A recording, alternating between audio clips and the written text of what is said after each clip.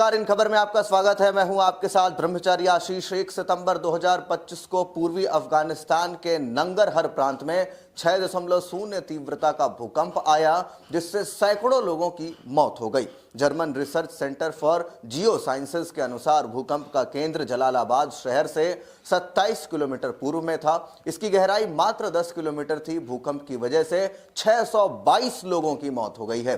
1000 से ज्यादा लोग घायल बताए जा रहे हैं।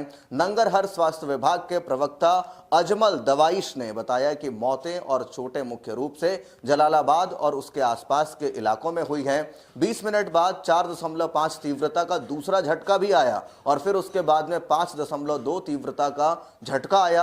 अफगानिस्तान हिंदू कुश क्षेत्र में स्थित है, जहां टेक्टोनिक प्लेट्स के कारण भूकंप आम बात है। तालिबान सरकार बचाव कार्य शुरू कर चुका है, लेकिन दुर्गम इलाकों में पहुंचना अब भी मुश्किल है। यह 2023 के 6.3 तीव्रता वाले भूकंप की याद दिलाता है, जिसमें 1500 से 4000 मौतें हुई थी।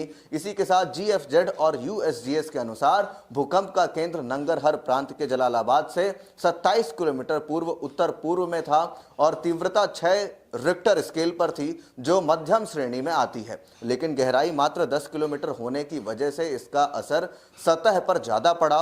उथले भूकंप ज्यादा तबाही मचाते हैं क्योंकि कंपन सीधे जमीन पर महसूस होती है। समय रविवार रात 11:47 पर जब लोग सो रहे थे, उस समय यह झटका आया और फिर उसके बाद दूसरा झटका 4.5 तीव्रता का 20 मिनट बाद ही आया और तीसरा 5.2 तीव्रता का झटका फिर उसके कुछ देर बाद आया। अफगानिस्तान हिंदू कुश पर्वत श्रृंखला में है, जहां euro Asian plates, Arabian plate और इंडियन प्लेट के टकराव से भूकंप आते हैं। यहां सालाना 100 से ज्यादा भूकंप होते हैं, लेकिन 6 से ऊपर के दुर्लभ भूकंप ही यहां पर होते हैं। और नंगरहर प्रांत स्वास्थ्य विभाग के प्रवक्ता अजमल दवाइश ने बताया कि अब तक इसमें सैकड़ों लोग मारे जा चुके हैं और ज्यादातर मौतें घरों के ढहने से हुई हैं। प्रारंभिक रिपोर्ट्स में कहा गया है कि जलालाबाद और आसपास के गांव में मिट्टी के घर गिर गए। घायलों को स्थानीय अस्पतालों में भर्ती किया गया।